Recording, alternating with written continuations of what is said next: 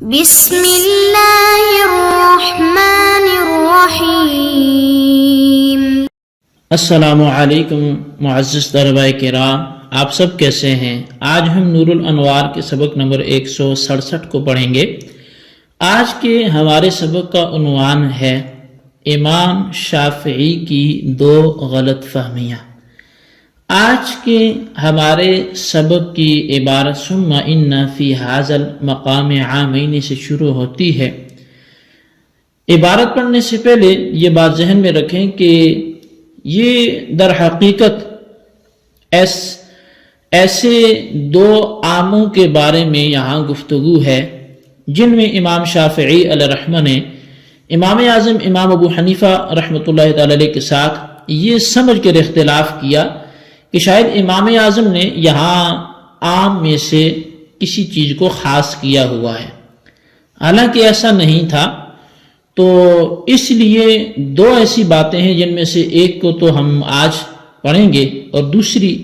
کی گفتگو وہ ہم آئندہ سبق میں سنیں گے۔ تو آئیے سب سے پہلے عبارت پڑھ کے اس کا ترجمہ کرتے ہیں، اس کے بعد باقاعدہ سبق کی وضاحت کی طرف بڑھتے ہیں۔ مصنف علیہ رحمہ لکھتے ہیں ثم ان فی ھذا المقام عامین اختلف فیہما الشافعی مع ابی حنیفہ، فرمایا کہ پھر یہاں پر ایسے دو عام ہیں کہ اختلف فیہما الشافعی کہ جن میں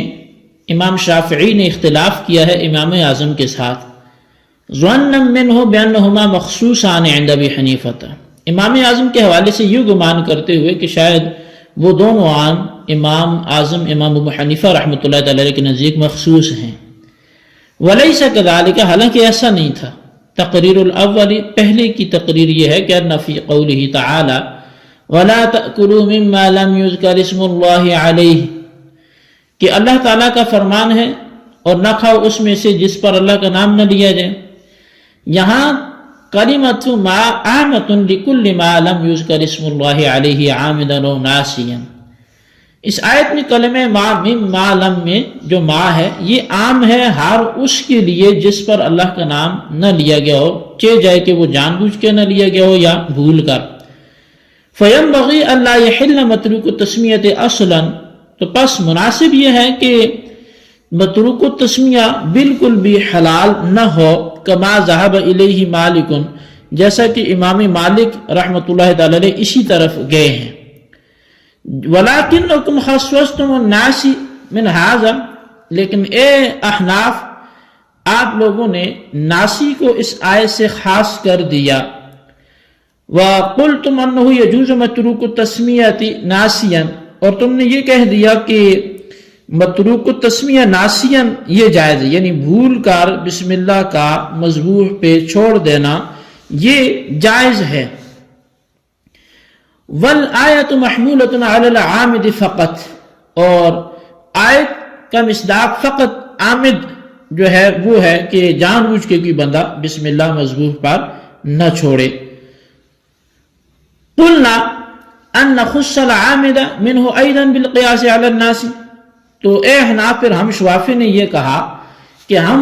عامد کو بھی اس میں خاص کر لیتے ہیں ناسی پر قیاس کرتے ہوئے۔ وَبِخَبْرِ الْوَاحِدِ، اور اس خبر واحد کی وجہ سے بھی کہ وَهُوَ قَوْلُ علیہ السلام، جس میں نبی علیہ السلام کا فرمان ہے الْمُسْلِمُ يَذْبَحُ عَلَى اسْمِ اللَّهِ سَمَّى أَوْ لَمْ يُسَمِّ، کہ مسلمان اللہ کے نام پر ذبح کرتا ہے اس نے اس پر نام لیا ہو یا نہ لیا ہو۔ فَلَمْ يَبْقَ فِي الْآيَةِ إِلَّا مَا كَانَ مَذْبُوحًا بِأَسْمَاءِ الْأَصْنَامِ، تو بس آیت میں نہ بچا مگر وہ جو بتوں کے نام پر ذبح کیا گیا ہو۔ جی طلباء کرام، یہ ہمارے آج کے سبق کی عبارت اور اس کا ترجمہ تھا جو آپ نے ملاحظہ فرمایا، سماعت فرمایا۔ اب آئیے اس کی باقاعدہ جو وضاحت اور تشریح ہے اس کی طرف بڑھتے ہیں۔ نور الانوار کے مصنف اللہ جیون علیہ رحمہ فرماتے ہیں کہ اس مقام پر دو عام ایسے ہیں جن میں امام شافعی علیہ رحمہ نے امام اعظم امام ابو حنیفہ رحمۃ اللہ علیہ کے ساتھ اختلاف کیا ہے، اور امام شافعی کی بنیادی اختلاف امام شافعی کا یہ گمان ہے کہ مذکورہ دونوں عام امام صاحب کے نزدیک مخصوص ہیں،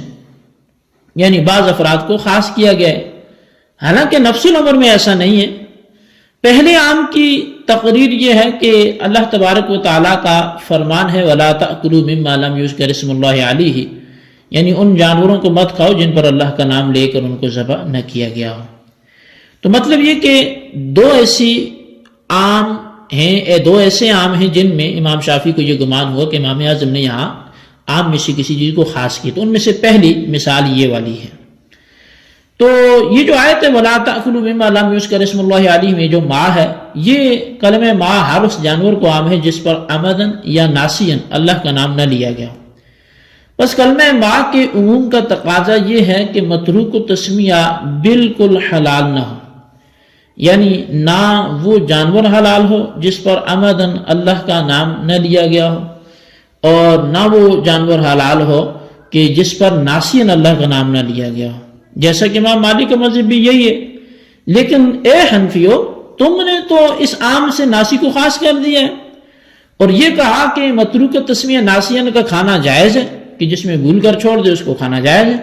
اور آیت صرف عامد پر محمول ہے، یعنی صرف عامدن متروک تسمیہ کا کھانا ناجائز ہے۔ بس جب تم حنفیوں نے اس عام سے ناسی کو خاص کیا ہے تو ہم شوافی سے عامد کو بھی خاص کر لیتے ہیں، یعنی ہمارے شوافی کے نزدیک متروک تسمیہ ناسین کی طرح متروک تسمیہ عامدن کا کھانا بھی جائز ہو جائے گا۔ اور عامد کو خاص کرنے کی ایک دلیل تو قیاس ہے، یعنی متروک تسمیہ عامدن کو متروک تسمیہ ناسین پر قیاس کیا گیا ہے، لہٰذا متروک تسمیہ ناسین کی طرح متروک تسمیہ عامدن کا کھانا بھی حلال اور جائز ہوگا۔ اور دوسری دلیل ہمارے پاس خبر واحد بھی ہے، یعنی امام شافعی کے مقلدین کی طرف سے یہ باتیں کی جا رہی ہیں۔ وہ فرماتے ہیں کہ دوسری دلیل ہمارے پاس خبر واحد بھی ہے کہ رسول اکرم صلی اللہ علیہ وسلم نے ارشاد فرمایا کہ مسلمان تو اللہ کے نام پر ہی ذبح کرتا ہے، خواہ وہ بسم اللہ پڑھے یا نہ پڑھے، یعنی مسلمان کا ذبیحہ ہر صورت معتبر اور جائز ہے، خواہ بسم اللہ وہ پڑھے یا اس کو عمدن یا ناسین ترک کر دے۔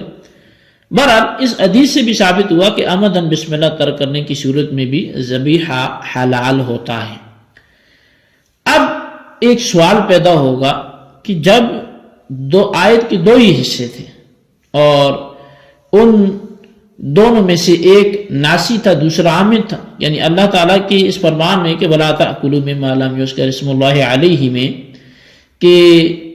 یہ آیت دو افراد کو شامل تھی، ایک ناسی کو اور دوسرا عامد کو، اور آیت سے ناسی کو تو بالاجماع خاص کر لیا گیا اور آپ نے ناسی پر قیاس کر کے عامد کو بھی خاص کر لیا۔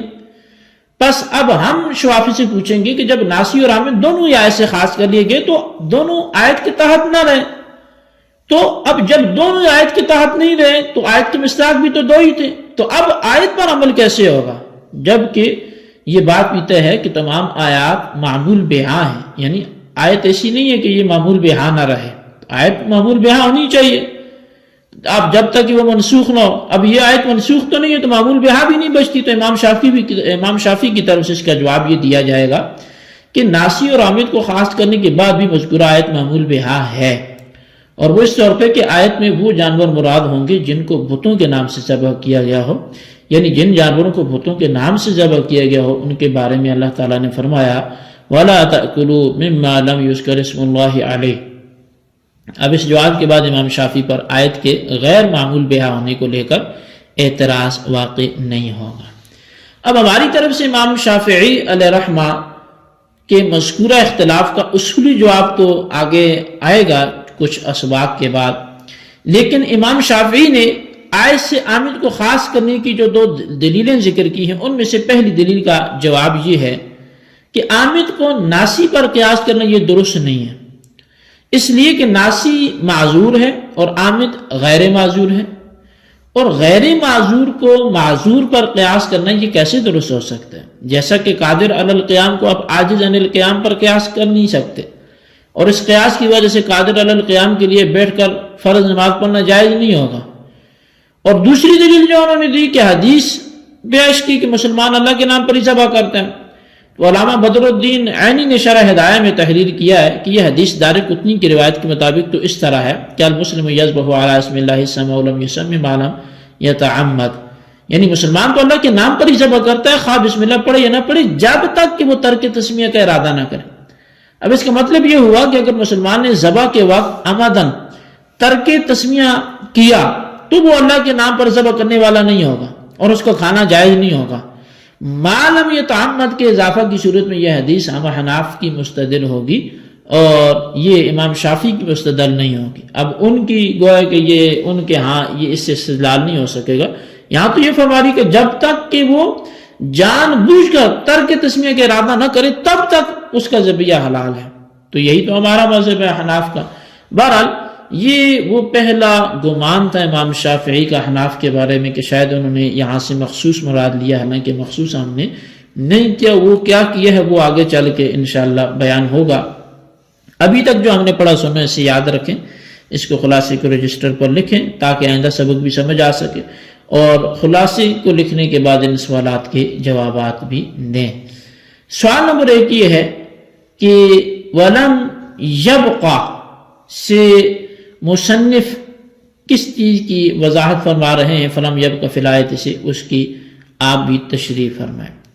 اور سوال نمبر 2 یہ ہے کہ شافعی حناف پر ناسی کو آیت سے خاص کرنے کا حکم لگانے کے بعد خود کیا ثابت کرتے ہیں، ان کا نظریہ تحریر کریں. اللہ تبارک و تعالیٰ سے دعا ہے جو کچھ ہم نے پڑھا سنا سے یاد رکھنے کی توفیق نصیب فرمائے. آمین بجاہ نبی الامین صلی اللہ علیہ وسلم.